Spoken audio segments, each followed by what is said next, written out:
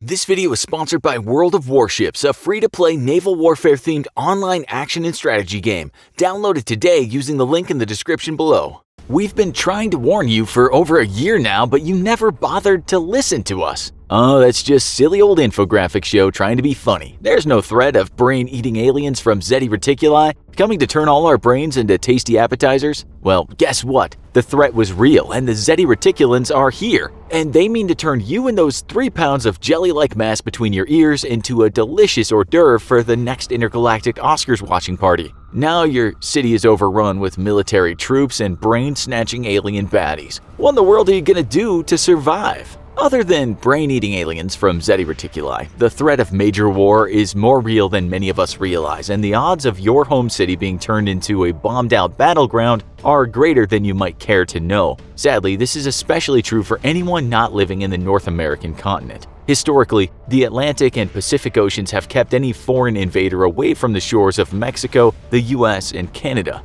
And if you've seen our US versus the world video, then you already know that any offensive against North America is bound to fail, since the rest of the world simply lacks the transport capability or naval firepower to successfully land troops in the US or its friends Mexico and Canada. Europe's history, however, is lousy with war, and while Asia has seen its fair share of conflicts, they don't even come close to the way that Europeans turned war into a hobby over the last few centuries. With so many monarchs crammed together into one relatively small geographic area, it was inevitable that Europe's favorite national pastime would be trying to kill their neighbors. It was practically a matter of custom. In China, it is custom to offer small snacks before the main meal at dinner time, and in Europe, it was customary to declare war and carry out one minor genocide before the second course arrived. Luckily, war is on the decline around the world. While many smaller-scale conflicts still plague our troubled world, wars between major powers have not happened since the end of World War II. Even at our most paranoid, the height of the Cold War,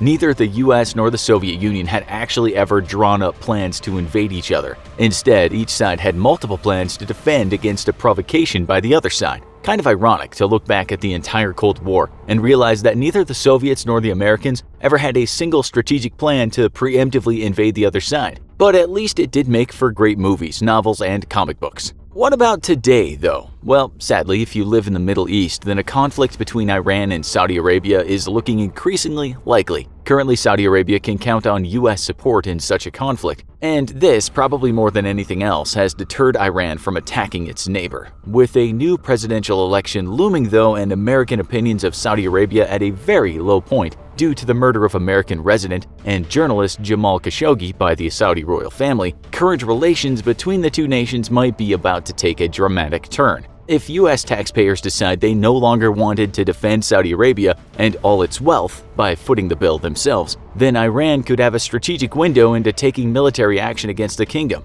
Given that Iranian forces are much larger and capable than Saudi Arabia's own, the war would not fare well. Another potential flashpoint is in Southeast Asia, where China's aggressive expansionism and illegal seizure of oil and natural gas fields in the South China Sea is threatening conflict. Already, and against international law, the Chinese have set up oil platforms in waters rightfully belonging to Vietnam, and the Chinese Coast Guard routinely bullies out other nations' fishing fleets from fish-rich waters by ramming their boats or spraying them with water cannons. The disputed Senkaku Islands, which are claimed by both Japan and China, also threaten conflict between the two nations. Sadly, the possibility for another major conflict exists even in what we like to consider the civilized parts of the world. Revolutionary fervor in many second and third world nations also threaten to create new civil wars, which spill over into neighbors' territory. While a major war the likes of World War II is extremely unlikely, you today could very well find yourself caught in a war zone. What would you do then, and how would you survive?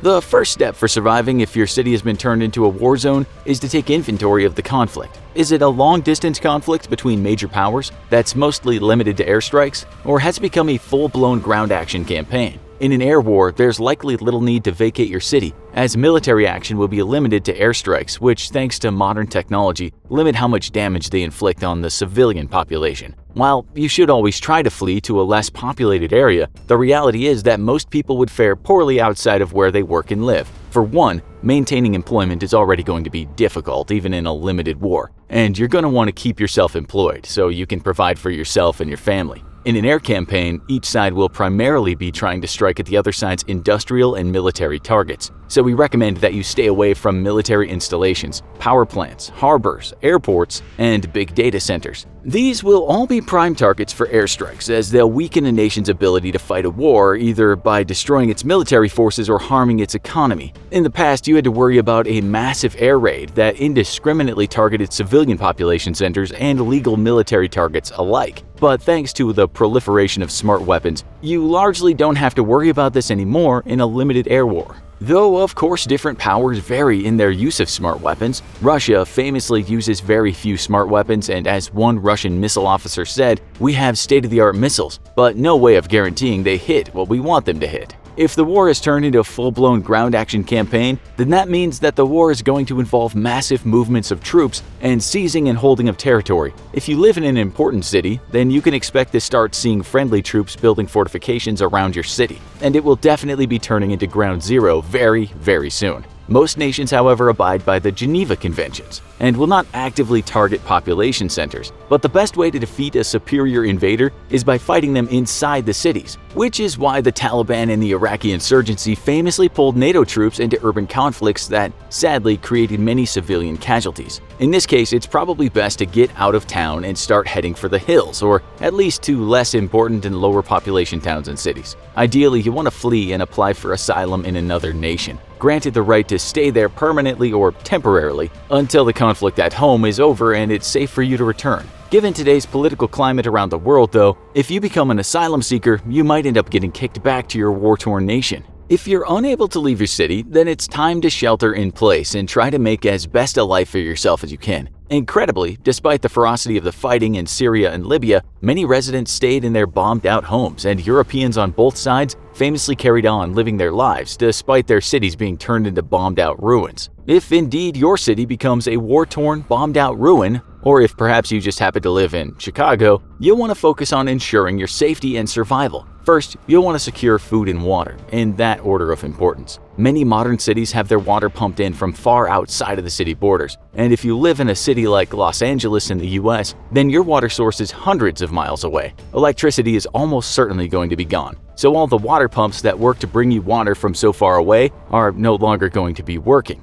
This means you shouldn't be relying on public services for your drinking water. Take a cue from medieval peasants and start setting out rainwater barrels to catch falling rain. Though of course, with the increased acidity of rain thanks to pollution, you'll very quickly be wanting to find a filter to run that water through. Luckily though, finding something like a Brita filter in a modern city is pretty easy. And if you absolutely need to get your water from a natural source and have no filter, you can always use a plastic bag with a hole in the bottom and alternating layers of sand and rocks above the hole. The rocks and sand will filter out larger contaminants, though you'll then want to boil the water to get rid of the biological contaminants that might make you sick. For food, you can probably get by raiding large supermarkets, though only for so long. Again, modern cities don't produce their own food and instead have it shipped. So if you can prepare beforehand, then you absolutely should. This is also why if you have the option to leave, you should do that as well and move to where the food and water is. Once supplies run out though, well, with sanitation in a dismal state, then we've got good news. Because rats are going to be breeding like crazy and they make a handy source of protein.